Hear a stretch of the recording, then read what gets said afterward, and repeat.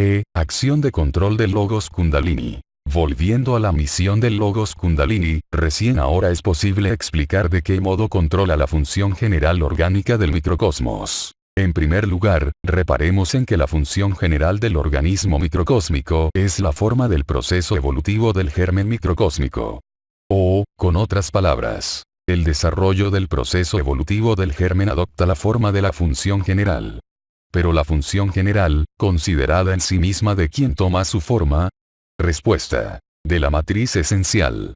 Esto es evidente porque la matriz esencial contiene el plan del microcosmos, plan que se desarrolla como superserie óntico-temporal en el registro óntico desde donde conforma el proceso evolutivo del germen microcósmico, tanto en la forma general del organismo como en la forma particular de los órganos. Así, pues, es la forma de la matriz esencial o, con más precisión, su capacidad, quien determina a la función general del organismo microcósmico.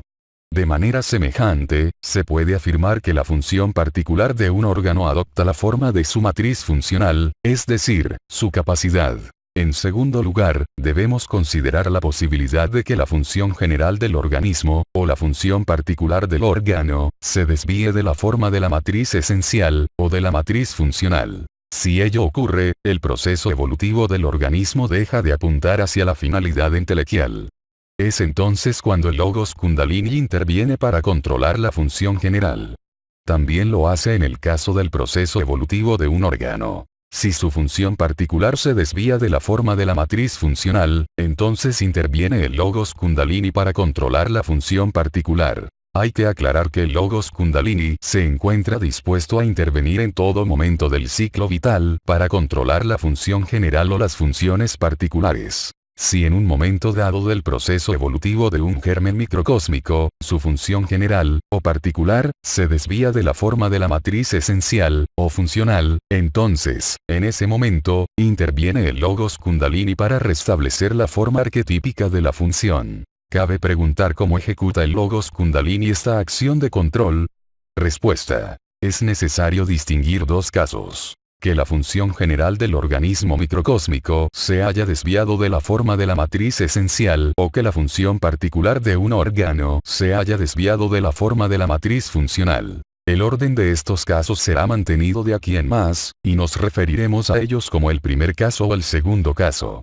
En cualquiera de ambos casos el modo como el Logos Kundalini interviene es el mismo. Emite su vox, desde el núcleo fonético, y sus palabras circulan por el canal espiriforme, deteniéndose un instante en cada chakra para reproducir su esquema. Y la sola transmisión de su vox por el canal helix basta para controlar la función general y las funciones particulares. En el primer caso, por tratarse de una desviación muy grande, la vox transita el canal helix de un extremo al otro, deteniéndose en cada sector innato y reproduciendo el esquema allí registrado. Pero como la vox es un principio plasmador activo, su reproducción equivale a una recreación efectiva del órgano esquematizado.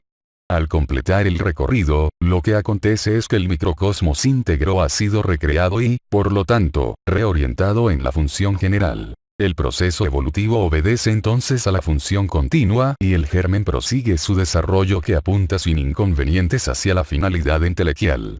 Naturalmente, si por algún motivo la función general no consigue ser restablecida, la vox dispone del poder suficiente como para causar la desintegración orgánica del germen, es decir, el fin del ciclo vital. En el segundo caso, cuando la desviación afecta a la función particular de un órgano, la vox solo necesita llegar hasta el sector innato correspondiente y reproducir el esquema hereditario allí contenido, para determinar funcionalmente al órgano y reintegrarlo en la función general del organismo. De este modo, la misión del Logos Kundalini asegura que la función general, del proceso evolutivo del germen microcósmico, se ajuste a la forma de la matriz esencial.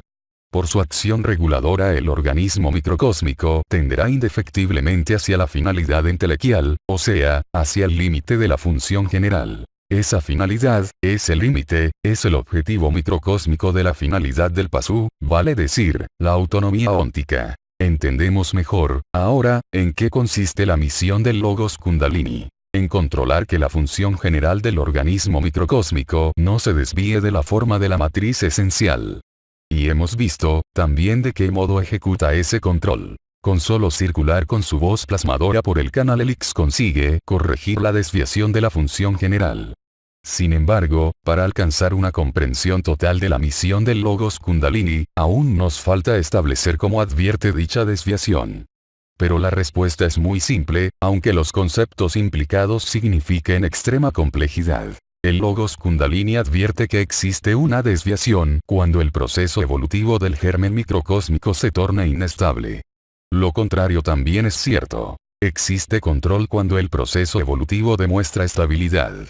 De aquí que una definición más rigurosa de la misión del Logos Kundalini afirme que esta consiste en mantener la estabilidad del proceso evolutivo del germen microcósmico. La estabilidad del proceso evolutivo del germen microcósmico es opuesta a la desviación de la función general del organismo microcósmico. A mayor estabilidad del proceso evolutivo, menor desviación de la función general y viceversa. Indudablemente, todo el peso de la definición reposa sobre el concepto de estabilidad. Ello nos indica que es necesario una previa explicación de este concepto para comprender con rigor la misión del Logos Kundalini.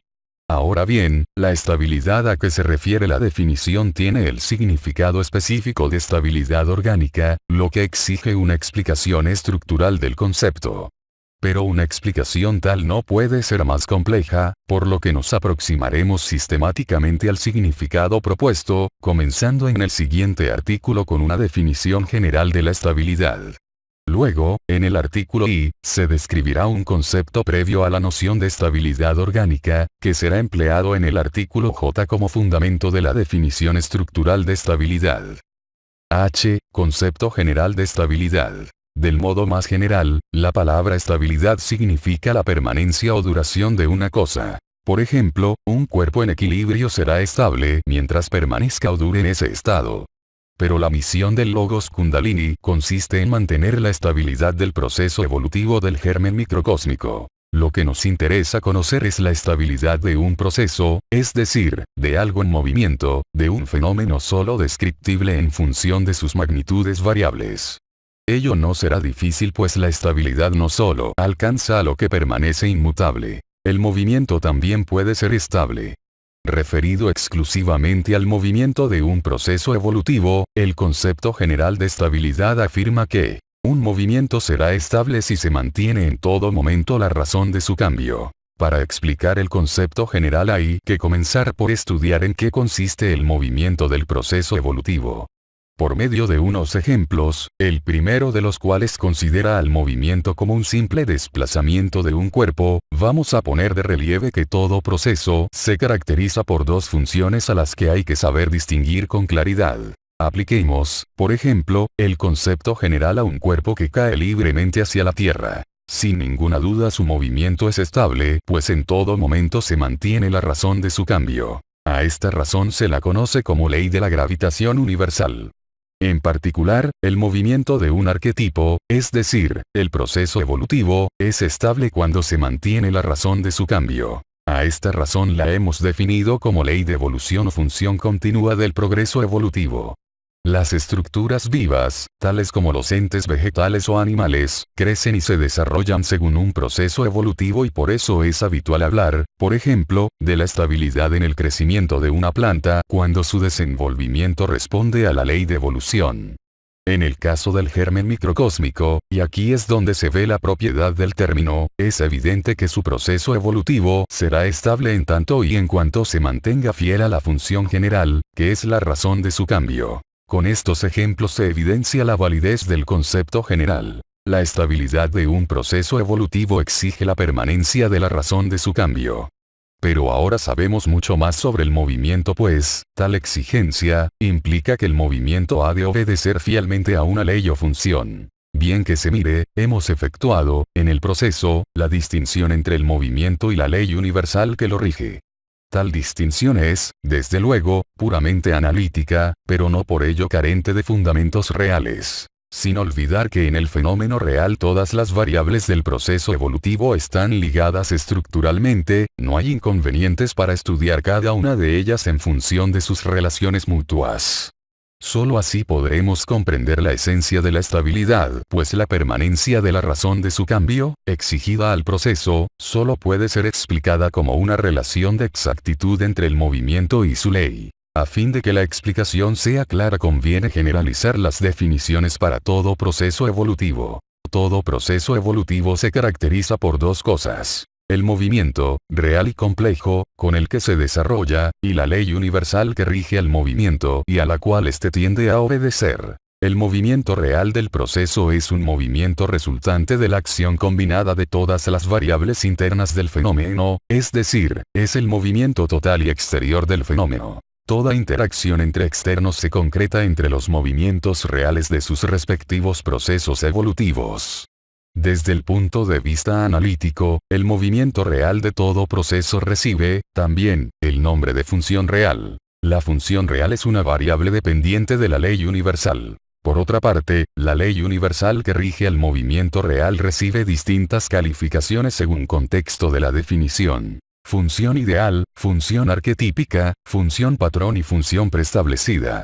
Aquí vamos a explicar brevemente el porqué de tales calificaciones y luego las emplearemos indistintamente, es decir, sinónimamente, para referirnos a la ley universal de todo proceso evolutivo. En oposición a la función real del proceso, se denomina función ideal a la ley universal que rige el movimiento, distinta del movimiento mismo, porque tal ley no puede ser directamente aprendida de la realidad del fenómeno, sino que debe ser inferida idealmente a partir de la observación empírica. El movimiento real es, desde luego, sumamente complejo, pues lo integran la totalidad de las variables físicas en que se manifiesta el impulso evolutivo del arquetipo universal. Toda especie energética o función orgánica, por ejemplo, son variables internas que integran el movimiento real del proceso evolutivo de un ente.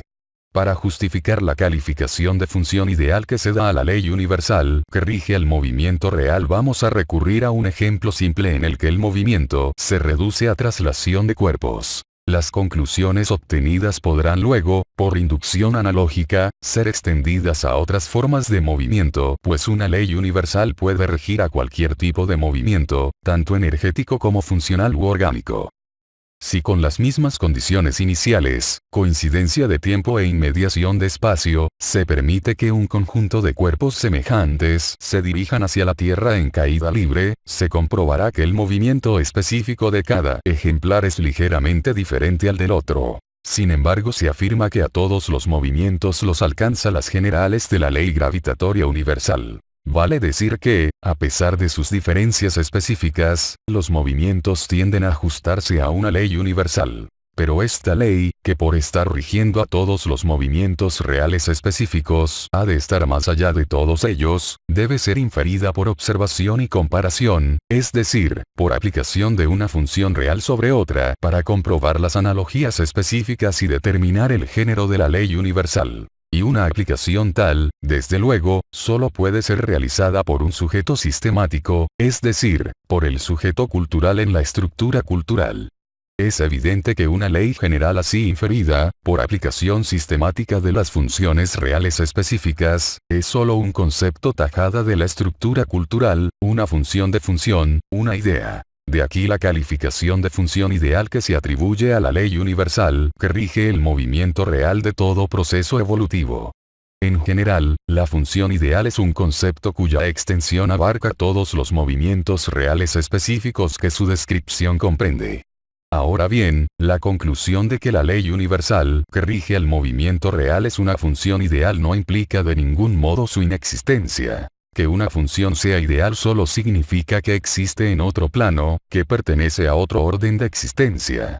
Pero tampoco debe creerse que, por estar situada en un plano ideal, la ley universal, aunque existente, sea un ente meramente imaginario. Por el contrario, todo lo imaginario o ideal recibe su fundamentación sémica de la memoria arquetípica, la cual es copia invertida o reflejo del plano arquetípico macrocósmico.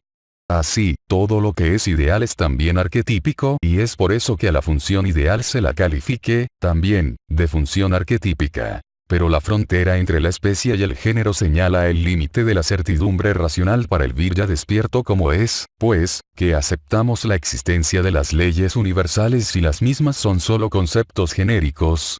Respuesta. porque las leyes universales poseen un fundamento óntico del que carecen otros conceptos universales o genéricos. Tal fundamento radica en las matrices funcionales del designio de los entes y, por lo tanto, ello indica que la revelación de las leyes está prevista para el hombre.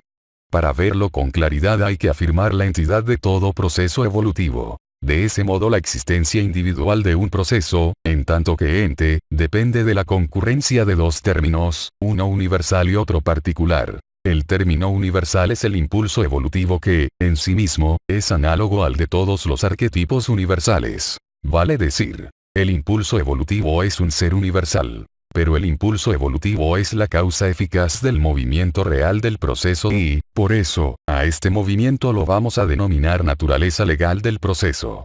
Por otra parte, sabemos que en todo ente específico el designio particular es quien determina la naturaleza universal que le concede el arquetipo. Mas el designio es, en realidad, un plan compuesto por una serie de matrices arquetípicas. La matriz esencial de esta serie es quien determina a la naturaleza universal óntica y determina ese ente específico. En la matriz esencial, como parte de su plan, está integrado el designio caracol, el cual consta de una serie de matrices funcionales. Tales matrices determinan las leyes universales que rigen el movimiento de la energía en cualquiera de sus manifestaciones típicas. Pues bien, son las matrices funcionales quienes ponen término a la naturaleza legal del proceso, es decir, al movimiento real del proceso evolutivo. Solo por la acción determinante de las matrices funcionales el movimiento real adquiere existencia individual específica, se ajusta a una ley, mantiene la razón de su cambio y se torna estable. Es así que el movimiento real, o cualquiera de sus variables internas componentes, aparece regido por leyes especiales, leyes que luego el sujeto sintetiza y generaliza como leyes universales. Es claro ahora que la forma de las leyes universales, es decir, de las funciones ideales está determinada por las matrices funcionales del designio. Más precisamente, toda ley universal es la descripción en un lenguaje habitual de la capacidad de una matriz funcional. Resumiendo lo que hemos visto sobre el proceso evolutivo, distinguimos en el mismo dos cosas. El movimiento real, al que hemos denominado naturaleza legal del proceso, y la ley universal o función ideal, es decir, la capacidad de la matriz funcional que conforma al movimiento real. Con tal distinción, a la naturaleza legal, en que consiste el movimiento real del proceso, pone término individual la matriz funcional. El movimiento real tiende entonces a ajustarse a la forma de la matriz funcional y, por eso, se dice que obedece a una ley universal y, también, que es estable. La ley universal, según se ve, ejerce un poder conformador o matricial sobre el movimiento real y de aquí que, además, se la califique de función patrón. Las matrices funcionales, como sabemos, son capacidades fijas, registradas en los entes para conformar los movimientos energéticos o las funciones orgánicas. Por lo que acabamos de ver, tales capacidades son la matriz de las leyes universales, o funciones ideales y arquetípicas, que determinan al movimiento real, o función real, del proceso evolutivo. Mas, por estar registradas en el ente, las leyes universales permanecen siempre fijas, aun cuando conformen a las variables por ellas determinadas. De modo preestablecido la ley universal, o función ideal viene a causar la forma del movimiento real, o función real del proceso evolutivo y por eso, también recibe la calificación de función preestablecida. Ahora que sabemos distinguir con claridad entre la función real y la función ideal, que interviene en el proceso evolutivo de todo ente, podremos comprender el concepto general de estabilidad. Este concepto afirma que un proceso evolutivo es estable si se mantiene en todo momento la razón de su cambio. Pero el análisis del proceso nos mostró que la razón de su cambio es la ley universal o matriz funcional que conforma al movimiento real. La conclusión de esto es que la estabilidad depende de cuán fielmente se ajuste la función real a la forma de la función ideal preestablecida. Para comprender la estabilidad de un proceso evolutivo, entonces, hay que observar el modo como la función real tiende a ajustarse a la función ideal, es decir, el modo como el movimiento real obedece a la ley universal. Y una observación tal, para ser efectiva, debe realizarse instante por instante, simultáneamente, en ambas funciones. Con otras palabras, es posible considerar analógicamente a las funciones real e ideal como variables analíticas, ligadas funcionalmente entre sí, y observar los pares ordenados de valores. La relación entre un par ordenado de valores de las funciones real e ideal nos dará una indicación instantánea de la estabilidad. El valor instantáneo de la estabilidad se define, así, como una relación puntual entre las funciones real e ideal. Es evidente que la sucesiva observación del valor instantáneo de la estabilidad en un proceso evolutivo permite tratar a esta como si fuese una función dependiente, a la vez, de las funciones real e ideal. A la estabilidad, como función analítica, se la denomina función de ajuste del proceso evolutivo, y a cada valor instantáneo relación de exactitud. Cuando entre una función real y una función ideal preestablecida se verifica una función de ajuste, se afirma que la función real está regulada por la función ideal, o bien que el movimiento real está regulado por una ley universal. El estudio de la estabilidad bajo la forma de función de ajuste de los procesos evolutivos, y de sus valores instantáneos como relaciones de exactitud, es el objeto de la teoría de control de los procesos evolutivos que se desarrolla en la estrategia psicosocial de la sabiduría hiperbórea. ¿Cómo se determina la relación de exactitud, es decir, el valor instantáneo de la estabilidad? Respuesta. Por la diferencia, dif.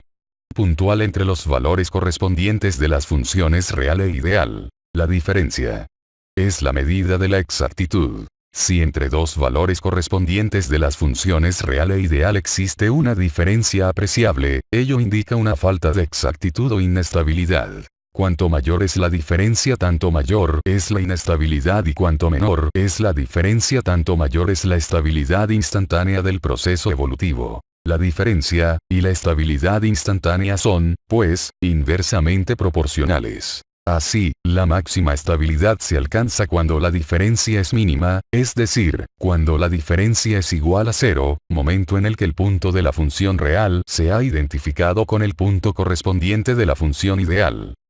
Esta respuesta implica, como veremos, la ejecución de una operación de comparación entre ambas funciones tal que permita establecer la diferencia en cada uno de los pares ordenados que las relacionan.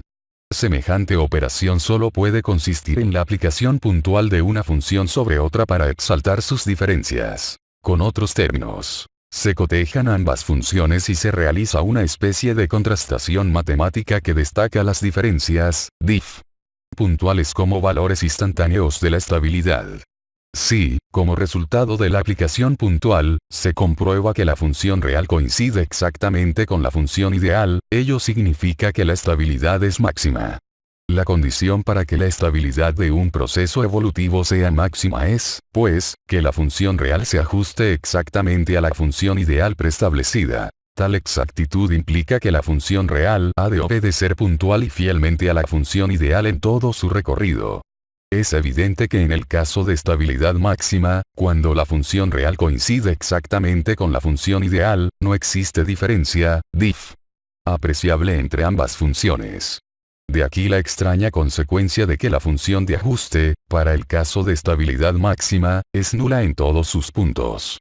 Esto se entenderá mejor si nos referimos a la estabilidad instantánea. La máxima estabilidad instantánea se alcanza en el momento en que un punto de la función real se identifica con un punto correspondiente de la función ideal. En ese momento, los valores de ambas funciones son idénticos y, por lo tanto, no existe diferencia, dif.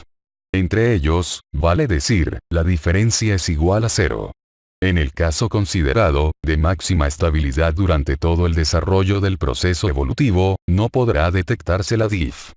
Puntual en ningún momento, pues la función real está permanentemente identificada con la función ideal. Por eso la función de ajuste es continuamente nula. Pero el caso de estabilidad máxima expresa un límite que rara vez se alcanza en la realidad. Lo normal es que la función real tienda a ajustarse a la función ideal, aproximándose progresivamente a su ley universal. El modo como esa aproximación tiene lugar determina la forma de la función de ajuste. Por eso, el estudio de la forma de la función de ajuste permite comprender y evaluar el grado de estabilidad de un proceso evolutivo. De las incontables formas que puede adoptar la función de ajuste, aquí solo vamos a examinar las dos más significativas, esto es, aquellas que representan los casos de alta estabilidad y de inestabilidad. En el cuadrante analógico de la figura 64, se ha destinado el eje de abscisas para representar valores de la función ideal y el eje de ordenadas para valores de la función real. De ese modo a cada punto del cuadrante, Fn, Fi, corresponde un par ordenado y, cada punto del cuadrante, representa una relación de las funciones real e ideal. Si denominamos relación de exactitud a tales puntos, debemos admitir que toda curva trazada sobre el cuadrante representa un caso típico de función de ajuste y que la forma de la curva expresa simbólicamente a la variación de la estabilidad.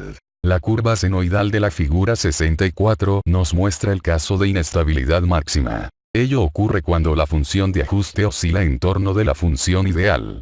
La máxima estabilidad, desde luego, está sobre el eje, Fi, es decir, sobre la ley universal. Hacia el eje debería tender la función de ajuste para estabilizar el proceso, cosa que jamás podrá hacer si reviste forma senoidal.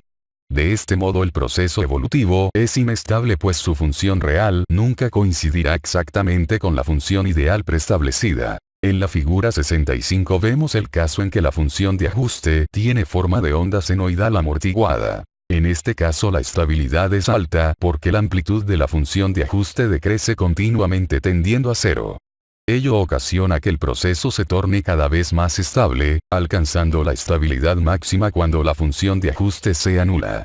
El modo de aproximación a la estabilidad máxima puede visualizarse mejor observando la curva envolvente superior, la cual muestra claramente cómo la función real tiende hacia la función ideal.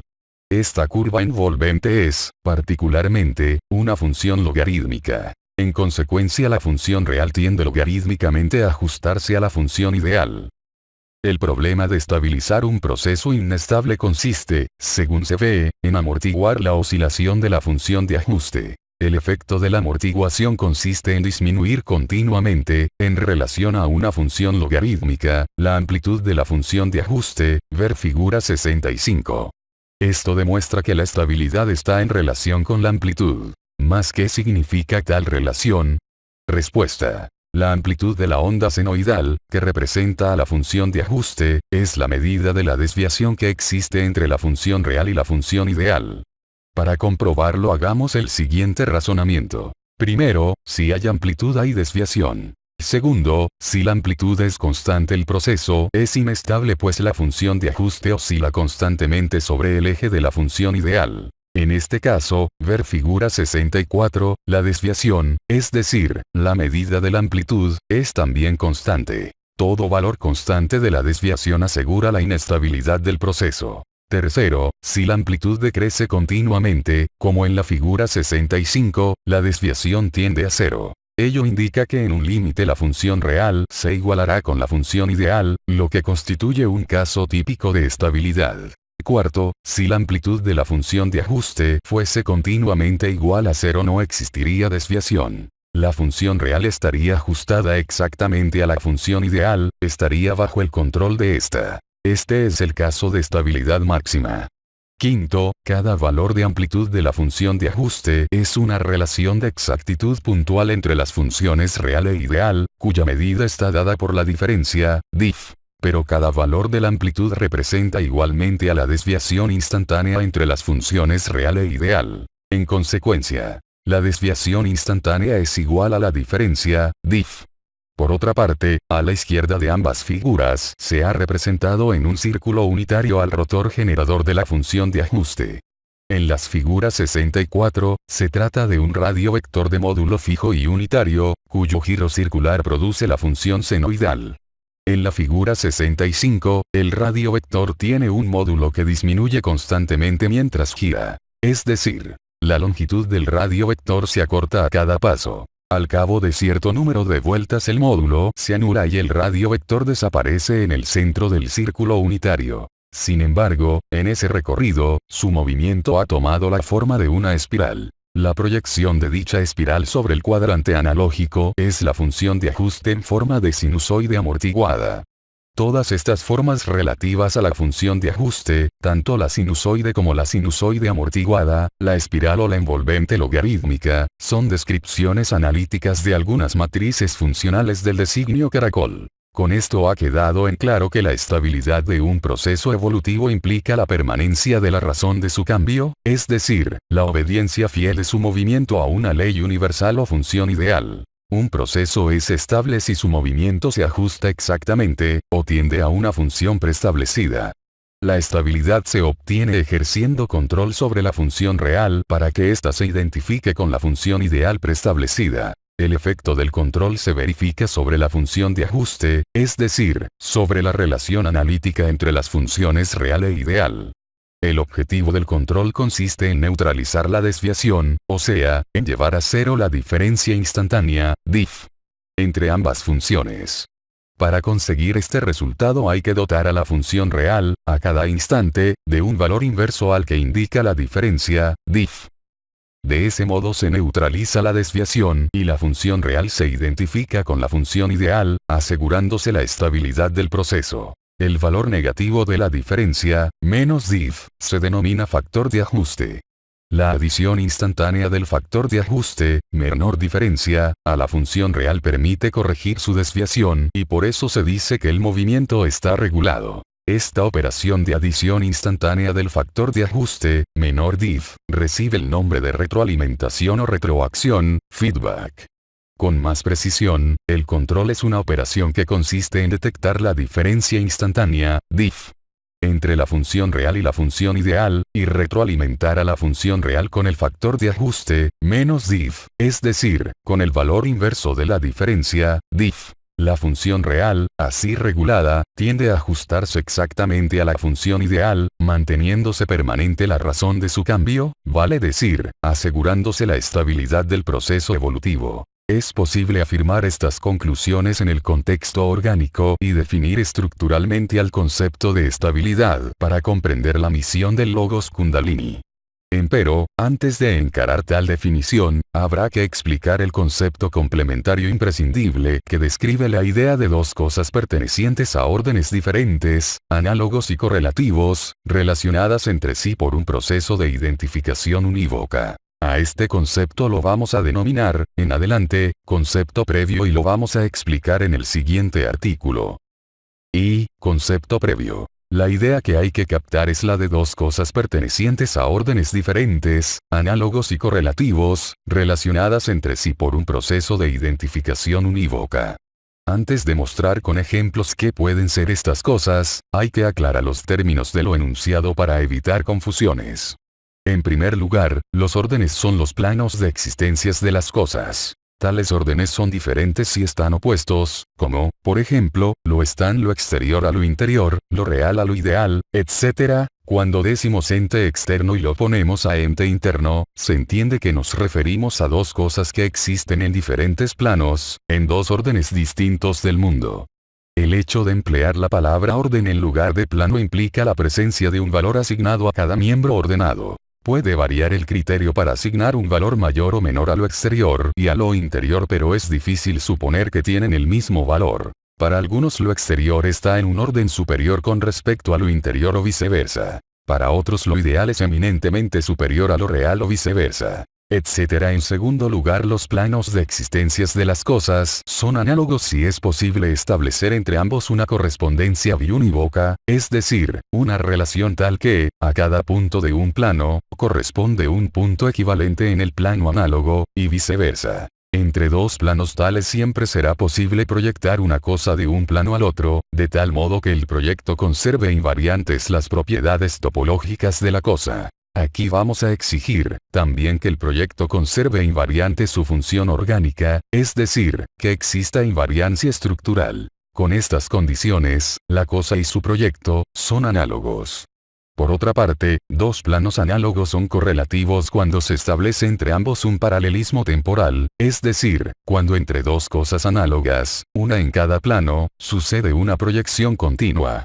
Finalmente, entre dos cosas ocurre un proceso de identificación cuando ambas tienden a fusionarse en una unidad indivisible. En cambio, el proceso de identificación es unívoco cuando una de las dos cosas es la que tiende a identificarse con la otra. Es el caso, por ejemplo, de dos cosas A y B, situadas en planos análogos y correlativos, entre las cuales se establece una proyección unívoca con el fin de verificar su analogía, es decir, una proyección en un solo sentido, por ejemplo, A sobre B. Si son análogas, B será la proyección de A. En ese caso, al proyectar continua y unívocamente A sobre B ocurre un proceso de identificación unívoca de B con A, vale decir, la proyección tiende a identificarse con el proyecto, la copia tiende a identificarse con el original. Hasta aquí la aclaración de los términos. Ahora vamos a ejemplificar el concepto previo para tornar evidente su significado. Hay muchos ejemplos que podrían ilustrar el concepto previo, algunos de gran rigor metodológico, pero aquí vamos a remitirnos a un lugar común, a un ejemplo de extrema sencillez y vulgaridad, cuya trivialidad tiene la ventaja de tornar obvio su significado.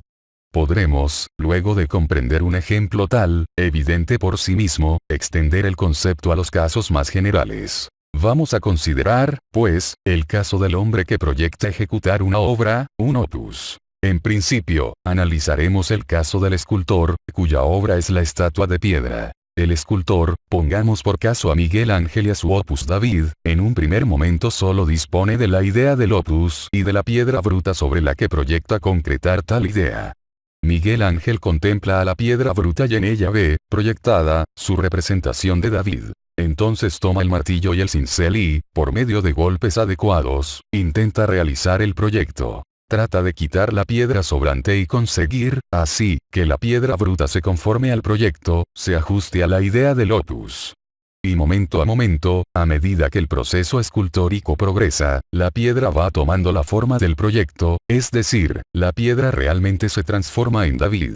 La idea se hace realidad, se concreta en el opus lítico. La forma de David, análoga a la idea de David imaginada y proyectada por Miguel Ángel, cual si emergiera de ella, se va corporizando en la piedra bruta. Al final vendrá el pulido, el ajuste fino del opus al proyecto. Mediante un control cuidadoso del proceso de esculpido, Miguel Ángel procurará que el opus se parezca lo más posible al proyecto.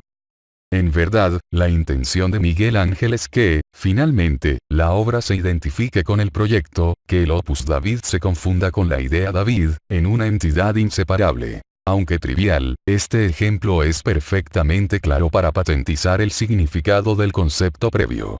Ante todo, notemos que hemos tratado en él de dos cosas: el proyecto y el opus. Pues bien, estas dos cosas pertenecen a dos órdenes diferentes, análogos y correlativos. El proyecto es propio del orden ideal, en tanto que el opus se concreta en el orden real.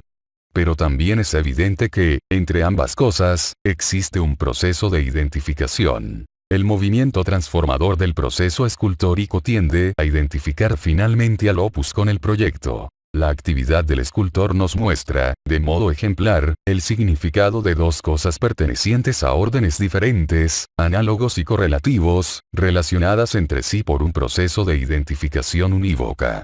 Sin embargo, aún no vamos a aplicar el concepto previo para definir a la estabilidad estructural, pues conviene hacer aquí una importante aclaración. No siempre el orden de las cosas, su plano de existencia, es extremo como en el caso de lo ideal opuesto a lo real que hemos visto en el ejemplo. Por el contrario, el mismo concepto encuentra aplicación en multitud de ejemplos en los cuales la diferencia de orden es de grado menor al expuesto en el ejemplo del escultor. Para demostrarlo, vamos a referirnos a solo uno de todos los ejemplos posibles, tanto o más trivial que el del escultor, el cual evidenciará que entre dos cosas reales puede existir una diferencia de orden que haga aplicable el concepto previo. Supongamos, ahora, que deseamos realizar copias de plomo del David de Miguel Ángel. Con ese fin, sacamos un molde de la estatua de David, cubriéndola con escayola y luego separando a esta en dos partes hábilmente seccionadas. Al unir nuevamente ambas partes del molde vacío, es obvio que su capacidad interior conformará exactamente el volumen del David moldeado. La capacidad del molde puede servir, ahora, como matriz para realizar reproducciones en plomo del David de Miguel Ángel.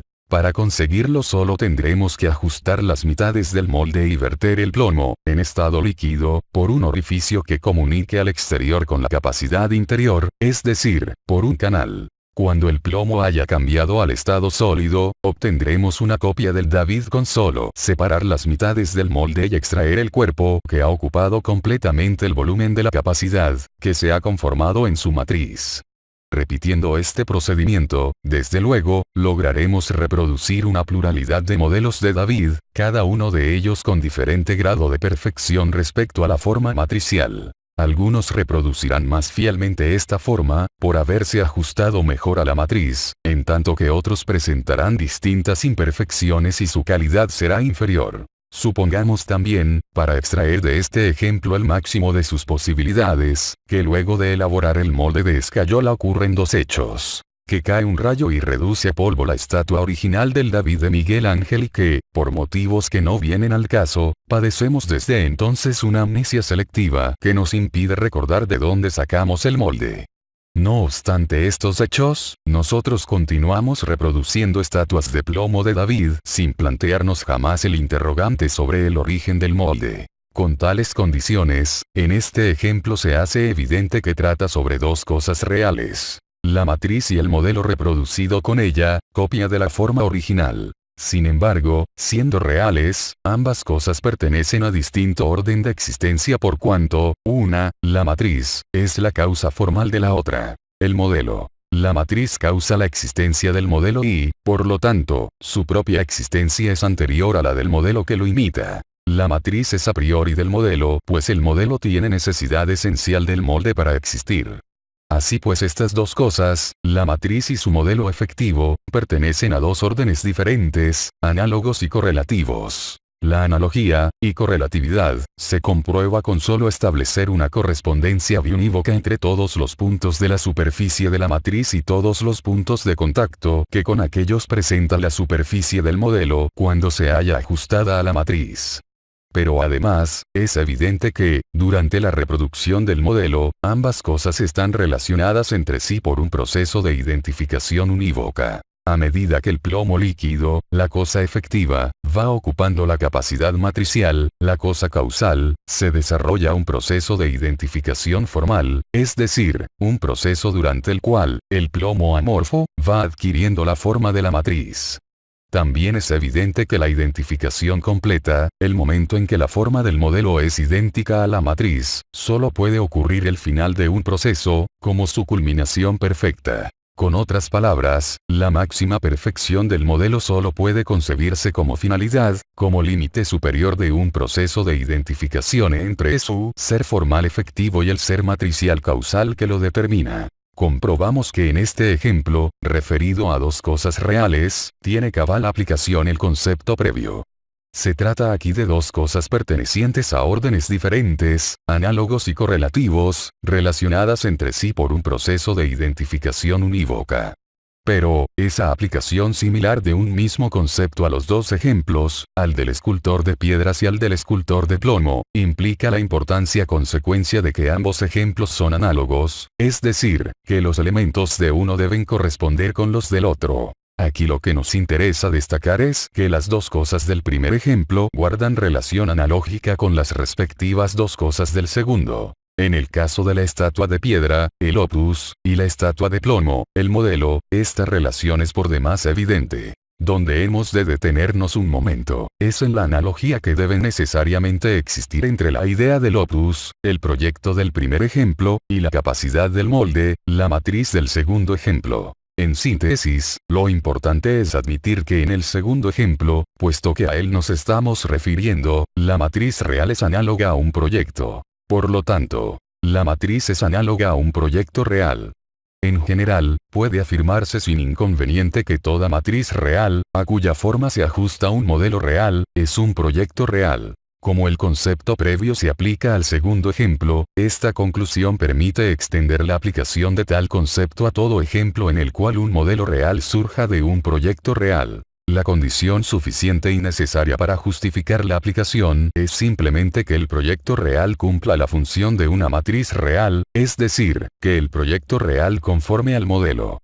considerando la incontable variedad de proyectos que puede concebir y realizar el hombre, proyectos matemáticos, literarios, económicos, arquitectónicos, musicales, etc., es claro que ha de existir, como decíamos más atrás, una multitud de ejemplos a los cuales cabe aplicarles el concepto previo. Se comprende, entonces, por qué el concepto previo constituye uno de los principios de la estrategia psicosocial. Su significado revela una de las variables culturales de las sociedades PASU. Pero aquí no nos vamos a referir a esa aplicación cultural del concepto previo, sino que emplearemos el mismo para definir con claridad el concepto complejo de estabilidad orgánica, el cual es imprescindible conocer para comprender la misión del Logos Kundalini. Para mostrar solo otro ejemplo, y demostrar con ello la validez analógica del concepto previo, destacaremos el caso del proyecto arquitectónico. Supongamos, por ejemplo, que un hombre dispone de dos cosas. Un conjunto de planos con instrucciones para construir una casa y los materiales necesarios para concretar tal construcción. Ambas cosas son obviamente reales. Es evidente que los planos consisten en el proyecto real de la casa, la cosa causal, mientras que los materiales con los que se conforma la casa representan la cosa efectiva. Al final, luego de un proceso de construcción durante el cual los materiales fueron adquiriendo la forma descrita en el proyecto, se realiza un modelo de casa. La casa real. Tenemos así, el proyecto real de la casa, equivalente a la matriz por su función conformadora, y el modelo real de la casa, es decir, las dos cosas pertenecientes a órdenes diferentes, analógicos y correlativos. Que entre ambas cosas existe la relación de un proceso de identificación queda evidenciado en el hecho de que la casa real, que se levantará concretamente luego de que los materiales se distribuyan en el espacio conforme al conjunto de planos, será efectivamente la realidad del proyecto real, su ejecución finalizada. Vemos aquí también, y podremos comprobarlo en múltiples ejemplos semejantes, la validez del concepto previo. El proyecto real de la casa y la casa real son dos cosas pertenecientes a órdenes diferentes, análogos y correlativos, relacionadas entre sí por un proceso de identificación unívoca. J. Concepto estructural de estabilidad. Si se ha captado la idea que describe el concepto previo, no será difícil comprender otros ejemplos. Aquí, particularmente, nos vamos a referir a dos casos concretos. Primero, cuando una cosa es un organismo y la otra es una matriz esencial. Segundo, cuando una cosa es un órgano y la otra es una matriz funcional. La elección de estos casos no es causal. Son los mismos dos casos que, en el artículo G, se citaron como ejemplo de la acción de control del Logos Kundalini. Como tales casos son análogos, las conclusiones a que arribemos les corresponderán a ambos a la vez, por lo cual aludiremos en primer término al caso del organismo y mantendremos entre paréntesis el caso del órgano. Ante todo, examinemos si cabe aplicar el concepto previo a tales casos. El organismo, o el órgano, y la matriz esencial, o la matriz funcional, son dos cosas. El organismo, o el órgano, pertenece al plano físico. La matriz esencial, o la matriz funcional, pertenece al mundo astral. Ambas cosas pertenecen a órdenes diferentes, a distintos planos de existencia. Estos órdenes, el plano físico y el mundo astral, son análogos y correlativos. El organismo, o el órgano, está conformado funcionalmente por la matriz esencial, o la matriz funcional. Esto significa que el organismo, o el órgano, desarrolla un proceso de identificación unívoca. Comprobaremos, pues, que el concepto previo se aplica con propiedad a los casos del organismo y del órgano.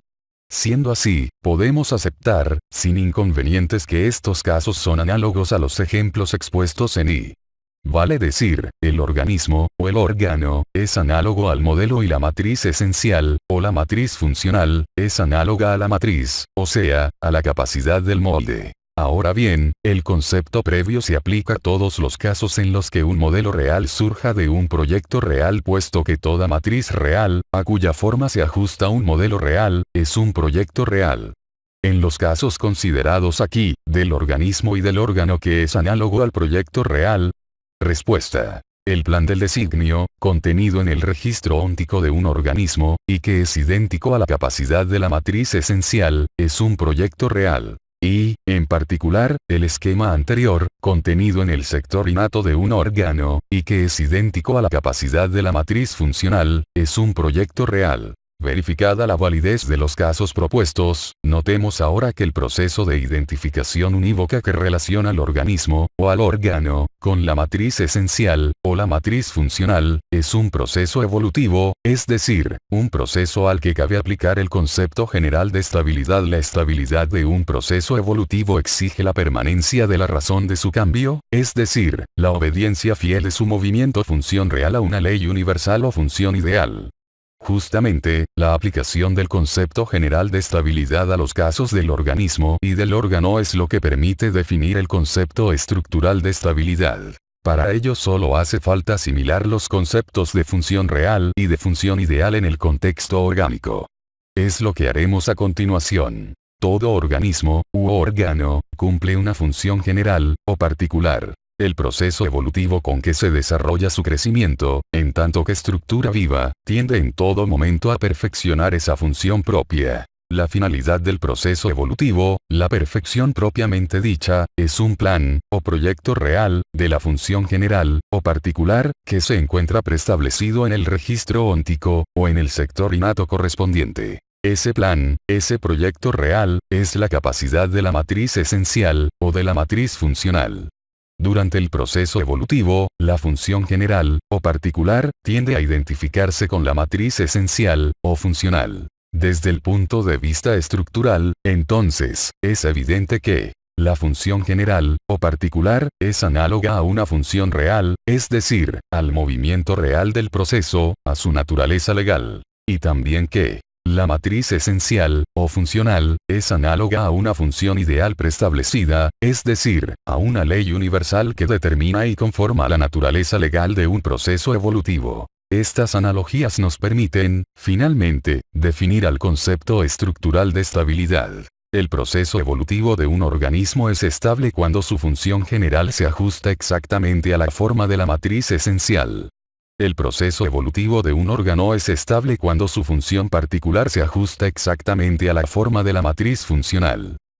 K. Estabilidad del proceso evolutivo del germen microcósmico. Llegó el momento de estudiar en forma completa la acción de control que el Logos Kundalini ejerce sobre la función general, o sobre las funciones particulares, en el cumplimiento de su misión. El concepto estructural de estabilidad nos permite ahora comprender con profundidad el proceso evolutivo orgánico y su regulación.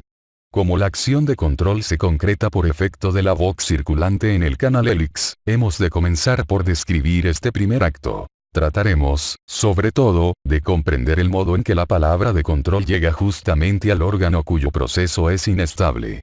El problema no es simple, ya que una palabra determinada, que circula por el canal hélix y, por lo tanto, tiene la oportunidad de pasar por todos los sectores innatos, consigue infaliblemente seleccionar entre todos ellos aquel sector innato donde tiene lugar el proceso inestable. Empecemos, pues, por recordar el modo como el Logos Kundalini ejerce la acción de control. Emite su vox, desde el núcleo fonético, y ésta circula por el canal espiriforme, deteniéndose un instante en cada chakra para reproducir su esquema. Y la sola transmisión de la vox por el canal hélix basta para controlar la función general y las funciones particulares, artículo G.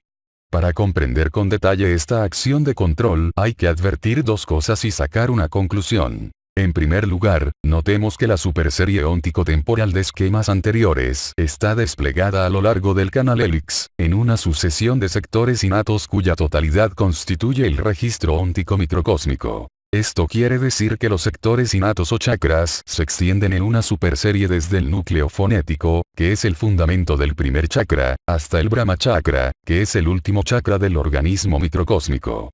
La superserie óntico-temporal de esquemas anteriores es la capacidad de la matriz esencial, la forma que determina individualmente a ese microcosmos. Cada esquema anterior de la superserie es un proyecto real, hereditario, de un órgano o función particular. Y la superserie completa, contenida en el registro óntico, representa el proyecto real de la función general del organismo microcósmico. Por eso la denominaremos superserie real. En segundo lugar, debemos advertir que, en el núcleo fonético, el logos Kundalini dispone de la posibilidad de leer la totalidad de la superserie óntico-temporal. Según vimos esta lectura la realiza directamente de la complexión anímica, donde está registrado el plan del designio, es decir, el átomo gravis interior al huevo. Tal átomo no es más que la expresión física de la mónada evolutiva del Pasu y, en su complexión, se halla grabada la superserie óntico-temporal de esquemas anteriores. Justamente, de la primera lectura realizada por el logos Kundalini procede la plasmación orgánica que da existencia individual al germen microcósmico.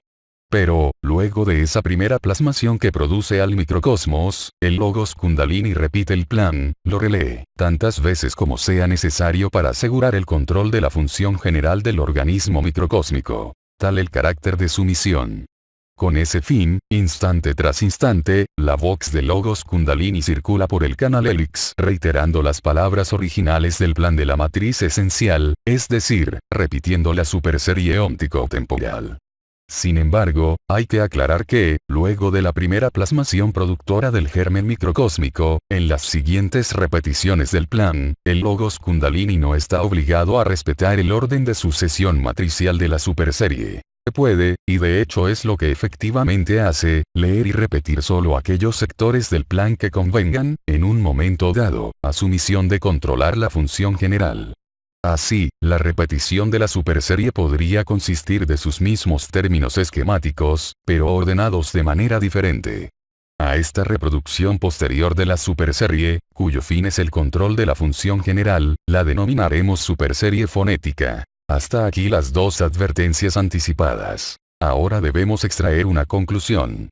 Lo que hemos observado es suficiente para imaginar qué ocurre cuando el logos Kundalini, en un organismo microcósmico ya plasmado, emite con su vox la superserie fonética. La vox, modulada con la información del plan, consiste en una sucesión de palabras o voces plasmadoras, cada una de las cuales es el proyecto real de un órgano matriz funcional. Cada palabra expresa un esquema anterior de la superserie óntico-temporal. Esta sucesión de voces, la superserie fonética, circula por el canal Helix a lo largo del cual está desplegada de la superserie real. Vale decir, que la superserie fonética es móvil con respecto a la superserie real, pues esta es fija ya que permanece grabada en el registro óntico. He aquí la conclusión buscada. Como efecto de la circulación de la superserie fonética por el canal Helix, resulta aplicada una superserie sobre otra. Esto es, la superserie fonética circula como procesión verbal por el canal Helix, pasando sucesivamente sobre todos los sectores innatos que contienen registrada a la superserie real.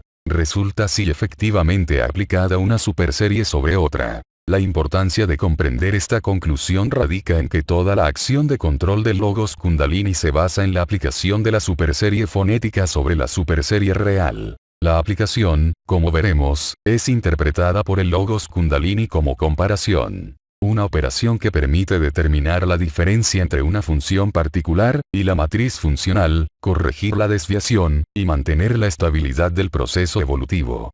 Sin embargo, antes de estudiar esta operación, es necesario conocer el principio fundamental que permite a cada palabra o voz plasmadora dirigirse exactamente al esquema correspondiente, uno entre millones, y allí operar. Tal principio es el de selección fonética. El problema es el siguiente. Si la superserie real es fija, es decir, sus esquemas están registrados en los sectores innatos a lo largo del canal Helix, y la superserie fonética es móvil, pues circula sobre aquella al desplazarse como procesión verbal por el canal Helix en virtud de qué principio una palabra determinada selecciona justamente al sector innato correspondiente.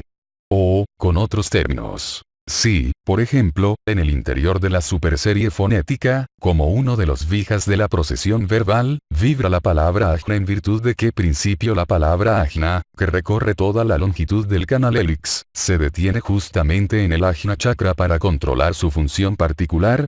Respuesta. Por el principio de selección fonética. Antes de explicar la respuesta debemos asegurarnos de haber comprendido las preguntas anteriores, especialmente la naturaleza del problema que resuelve el principio de selección fonética.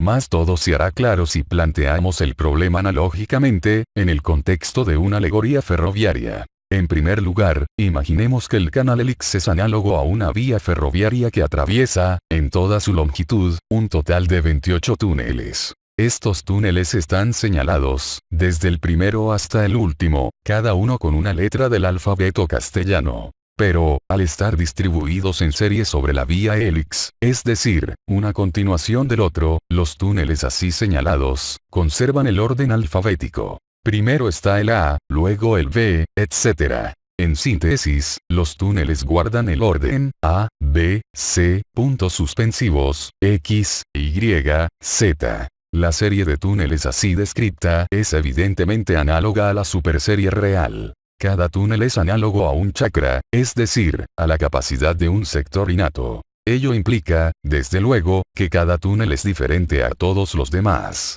La capacidad del túnel es distinta a la del túnel B, C, o cualquier otro de la serie, mientras que lo mismo puede afirmarse de la capacidad de cualquiera de ellos. De pronto, por el túnel de entrada de la vía Helix, comienza a circular un tren de 28 vagones. Estos vagones están señalados, desde el primero hasta el último, con una letra del alfabeto castellano. Pero, pese a estar enganchados en serie, es decir, uno a continuación del otro, los vagones así señalados no conservan el orden alfabético. Ello es comprensible pues, al ser los vagones cuerpo móviles, es posible engancharlos en el tren según las necesidades del transporte y no según el orden de sus señales. Por ejemplo, en un viaje irá primero el vagón de carga, luego el de combustible y por último el de pasajeros, y en otro viaje este orden puede estar permutado. Por eso en el tren que avanza por la vía Helix la serie de vagones presenta una permutación en el orden alfabético de las señales.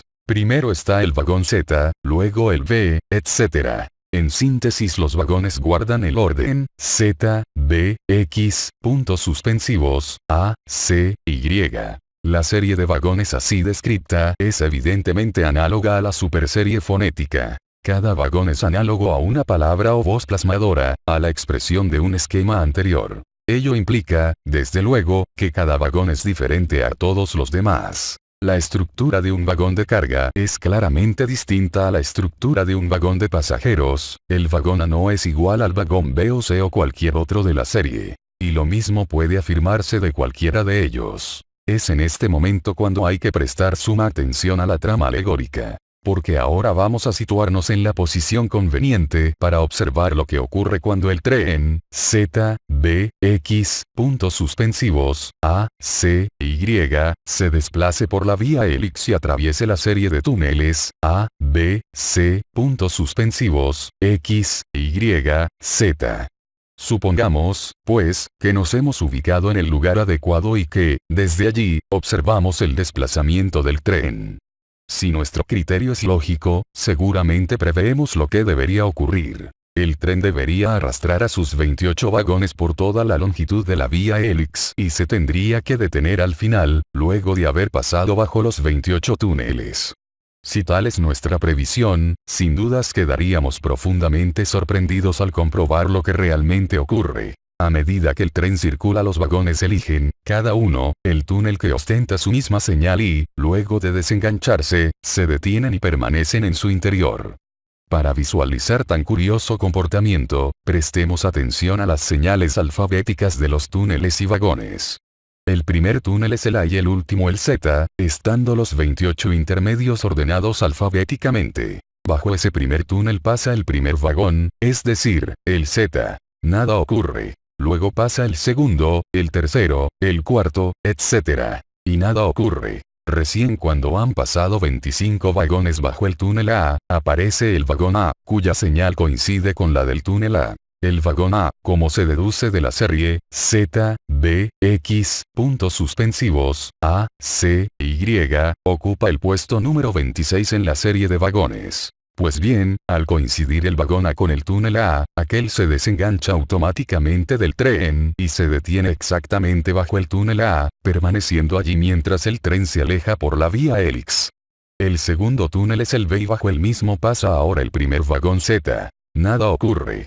Pasa luego el segundo vagón cuya señal es B.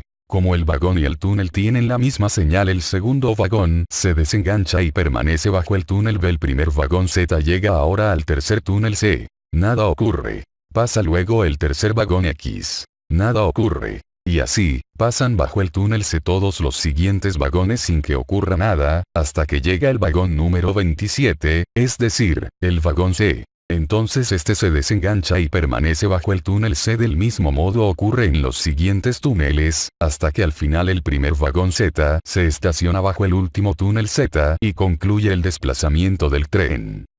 El interrogante que nos ha despertado el extraño comportamiento del tren es obvio. ¿Qué principio ha permitido a un vagón determinado seleccionar justamente el túnel correspondiente? Esta pregunta es análoga a la que planteamos anteriormente. Ello se comprueba con solo sustituir el vocablo vagón determinado por palabra determinada y túnel por sector innato. ¿En virtud de qué principio una palabra determinada selecciona justamente el sector innato correspondiente? Respuesta. Por el principio de selección fonética. Evidentemente, la alegoría ferroviaria nos ha permitido comprender con mayor profundidad la naturaleza de aquella pregunta y del problema que planteaba. Análogamente a los vagones, que seleccionaban los túneles correspondientes a sus señales particulares, las palabras, las voces plasmadoras, son capaces de seleccionar los sectores innatos correspondientes al esquema que expresan. Y, así como bajo un mismo túnel podían pasar numerosos vagones, pero solo se desenganchaba aquel cuya señal era idéntica, así también sobre un mismo sector innato o chakra pueden pasar numerosas palabras que circulan por el canal hélix, pero solo se detendrá aquella que expresa el mismo esquema. La causa de esto es el principio de selección fonética. En la alegoría ferroviaria, cada vagón termina bajo su túnel correspondiente, siendo evidente que al final ocurre una aplicación de la serie de vagones bajo la serie de túneles. Análogamente, la superserie fonética resulta aplicada sobre la superserie real, operación que implica, por causa del principio de selección fonética, que cada palabra ha de situarse sobre el chakra correspondiente. Es hora, pues, que indaguemos en qué consiste el principio de selección fonética. Respuesta. En una propiedad de la capacidad de todo sector innato denominada resonancia funcional. La resonancia funcional modifica la resistencia que el canal hélix ofrece al paso de la vox, por lo que la explicación ha de comenzar por tal concepto. La vox, según vimos, circula por el canal hélix en forma de procesión verbal, es decir, en serie de palabras o voces plasmadoras. Cada palabra es la expresión de un esquema de la superserie óntico-temporal manifestada por el logos kundalini. El conjunto de palabras emitidas por veces la superserie fonética. El canal hélix, que es una vía física, presenta una resistencia propia, Re, al paso de la vox. Sin embargo, normalmente, la vox dispone de la energía suficiente como para vencer la resistencia y realizar su desplazamiento por el canal. Aclaramos por el canal porque las cosas cambian cuando la vox circulante pasa por un chakra o sector innato. Allí puede ocurrir el fenómeno de la resonancia funcional cuyo efecto concreto es la modificación de la resistencia hélix, Re. Por resonancia funcional, el chakra puede llegar a aumentar de tal modo la resistencia del canal hélix que a cierta palabra de la superserie fonética le resulta imposible continuar la marcha. Tal palabra de resonancia es aquella que expresa el mismo esquema contenido en el sector innato del chakra, en su capacidad. Entonces, como el vagón que se detenía bajo el túnel de su mismo signo alfabético, la palabra se detiene en el chakra cuya capacidad es idéntica al esquema que expresa. Con más precisión, la capacidad de un sector innato presenta la propiedad de resonar solamente cuando coincide en el canal hélix con una palabra que expresa su esquema. Cualquier otra palabra no causa efecto alguno en la capacidad. Pero, si la palabra expresa el esquema correspondiente, la capacidad resuena y modifica la resistencia del canal hélix, impidiendo el paso de la palabra de resonancia. El aumento de la resistencia del canal hélix, durante la resonancia de la capacidad, no consiste en el aumento de la resistencia hélix, Re, sino en el aporte local de una especie de resistencia resonante denominada reaxón, Rs. Lo correcto es considerar que, durante la resonancia, se suma la Re, una resistencia, Rs, producto de la reacción de la capacidad frente a la palabra de resonancia. La reacción, sumada a la Re, constituye un obstáculo imposible de superar para la palabra de resonancia, por lo que se detiene instantáneamente su desplazamiento. De este modo, toda palabra de la superserie fonética selecciona el chakra en el que se detendrá su desplazamiento, es decir, el chakra cuya capacidad es idéntica al esquema que expresa la palabra. La resonancia de la capacidad de un sector innato se denomina funcional porque, cuando ocurre, hay coincidencia en la función particular del órgano, tanto por parte del esquema hereditario, contenido en el sector innato, como por parte de la palabra de resonancia. En resumen, el principio de selección fonética dice lo siguiente. Toda capacidad de un sector innato posee la propiedad de resonar frente a una palabra que exprese su mismo esquema, generando en el canal helix una reacción que impide a la palabra de resonancia continuar con su desplazamiento. Cada capacidad del registro óntico está, así, sintonizada para resonar con una y solo una palabra de la superserie fonética, aquella que expresa su mismo esquema. El Logos Kundalini emite la superserie fonética para cumplir con su misión de controlar la función general y las funciones particulares. Con este propósito su voz circula por el canal helix, pasando por todos los sectores innatos o chakras del registro óntico. Mientras realiza ese tránsito, cada una de las palabras de la superserie fonética resuena en un chakra cuya capacidad es idéntica al esquema que expresa y se detiene en él por causa de la reacción particular. Este efecto se debe al principio de selección fonética. Puesto que todas las palabras de la superserie fonética se sitúan frente a las correspondientes capacidades de la superserie real, resulta aplicada una superserie sobre otra. En particular, cuando una palabra selecciona una capacidad, es decir, durante la resonancia funcional, resulta aplicada la palabra sobre la capacidad. Es en este momento cuando se concreta la acción de control del Logos Kundalini. Vamos a observar, pues, ¿qué ocurre entonces? Ante todo, hay que advertir que, en la aplicación de una palabra sobre un sector innato o chakra, lo que en realidad se enfrenta es un esquema plasmador a un esquema plasmado. La palabra expresa un esquema plasmador porque es una voz plasmadora, dotada de potencia suficiente para reproducir en cualquier momento su esquema. El sector innato, por el contrario, contiene inmutablemente registrado al esquema desde el momento de su plasmación, es decir, desde que se iniciara el desarrollo evolutivo del germen microcósmico. Sin embargo, el poder plasmador de la palabra está dirigido hacia el órgano y no hacia el sector innato. La matriz funcional, registrada en el sector innato, pone término individual a la naturaleza legal del proceso evolutivo del órgano. En ese proceso la función particular tiende unívocamente a identificarse con la capacidad de la matriz funcional. Si el proceso es estable, según el concepto estructural, la función particular se ajustará exactamente a la forma de la matriz funcional. Pero la matriz funcional representa la finalidad del proceso evolutivo, el punto en que éste alcanza su perfección final. Es la ley universal cuya forma o capacidad rigen la función particular del órgano. ¿Qué ocurre cuando sobre la capacidad de la matriz funcional, es decir, sobre el sector innato, se aplica una palabra de resonancia? Respuesta. Ello equivale a una actualización de la ley universal, a una precipitación orgánica de la capacidad, a un volcarse del esquema sobre el órgano.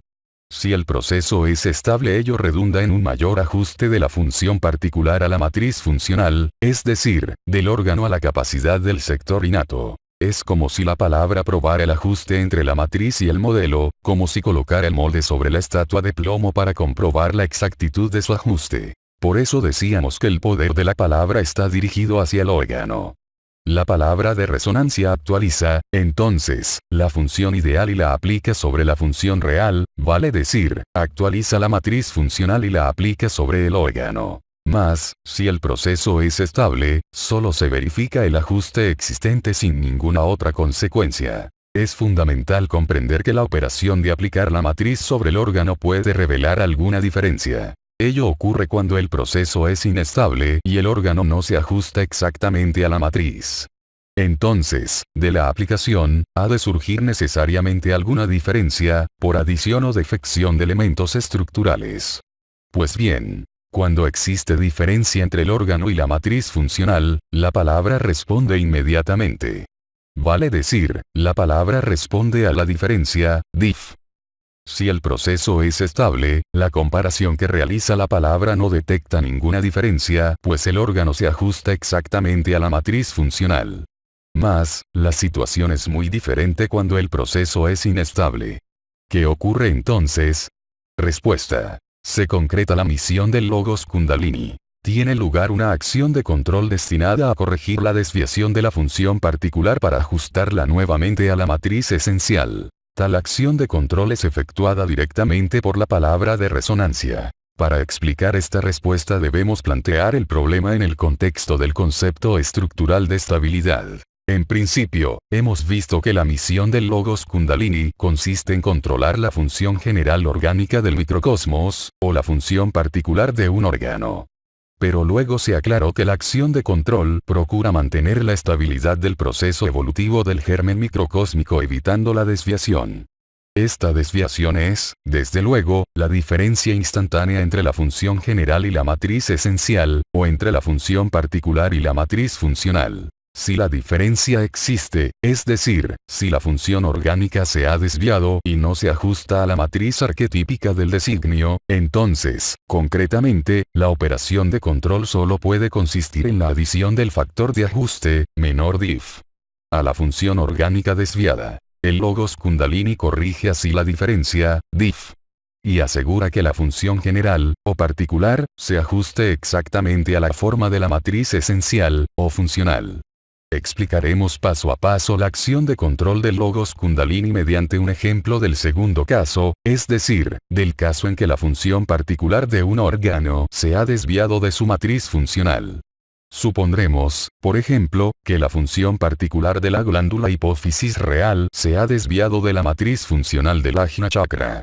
El problema es el siguiente. La función hipofisiaria total no se ajusta exactamente a la forma de la matriz funcional del Ajna Chakra, es decir, en ese instante, no se ajusta a su capacidad. El proceso evolutivo del órgano hipofisiario se torna, en ese instante, inestable. Vamos a suponer que, en ese instante, se presenta frente al sector innato de la glándula hipófisis la palabra Ajna. Como el esquema que expresa la palabra Ajna es idéntico al que registra el sector innato, se produce la resonancia funcional de su capacidad.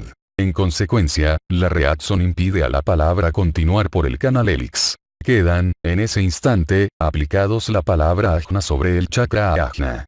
El contenido del sector innato del Ajna Chakra es el esquema hereditario que conforma la glándula real. Tal esquema, de capacidad igual a la matriz funcional, es el proyecto hereditario de la glándula hipófisis que hace las veces de función ideal preestablecida o ley universal. Vale decir, el esquema hereditario, cuya capacidad es la matriz esencial, constituye la finalidad de la glándula real, su llegar a ser. Pero, según dijimos, en ese instante se ha aplicado la palabra Ajna sobre el chakra Ajna. Como la palabra Ajna expresa el mismo esquema que el sector innato, pero lo expresa en ese instante, ello equivale a una actualización del esquema del sector innato. La finalidad se hace presente, se actualiza durante un instante. Sobre el órgano, sobre la glándula real. La matriz se ajusta al modelo, el proyecto se vuelca sobre la obra, la función ideal se superpone a la función real, etc. Sin embargo, el ajuste no puede ser exacto porque el proceso evolutivo de la glándula real es inestable. Hay una diferencia entre lo que la glándula real es y lo que debería ser para ajustarse exactamente a la matriz funcional. Cuando la capacidad de la matriz funcional se actualiza sobre la glándula real, esta diferencia, diff, se pone de manifiesto. La diferencia puede ser por exceso o por defecto, pero siempre queda en evidencia para la palabra Ajna, para la voz plasmadora cuya capacidad está comparando la forma de la glándula real. Y he aquí cómo se concreta la acción de control. Si la comparación entre la matriz funcional y la glándula real arroja alguna diferencia, diff, la palabra Ajna replica con una diferencia inversa, menor diff, sobre la glándula real. La menor diferencia es el factor de ajuste que tiene la misión de neutralizar la diferencia y ajustar la función particular a la matriz funcional. Es importante advertir que la réplica menor diferencia de la palabra Ajna tiene poder plasmador y, por lo tanto, su valor se adiciona permanentemente a la función particular de la glándula real. Con otras palabras, como fruto de la comparación que la palabra Ajna efectúa con la glándula real, surge una diferencia, diff. Frente a la diff, la palabra replica con una menor diferencia sobre la glándula real. Sea lo que fuere lo que esta menor diff representa, lo efectivo es que la palabra recrea en la glándula el valor menor diff. hasta hacerla coincidir con la capacidad de la matriz funcional. Queda así regulada la función particular con la forma de la matriz funcional.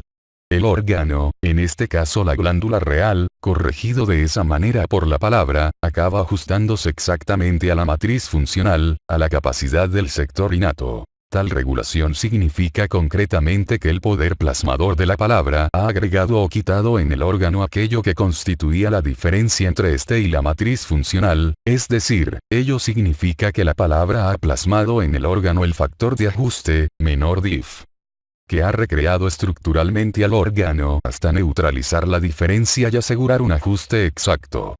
Finalmente, el órgano, la glándula real, termina ajustándose exactamente a la matriz funcional, al chakra ajna, y el proceso evolutivo se torna estable. Con esto ha quedado suficientemente aclarado el modo como el Logos Kundalini, en cumplimiento de su misión, ejerce la acción de control sobre la función particular de un órgano para ajustarlo a una ley universal o función ideal preestablecida por la matriz funcional.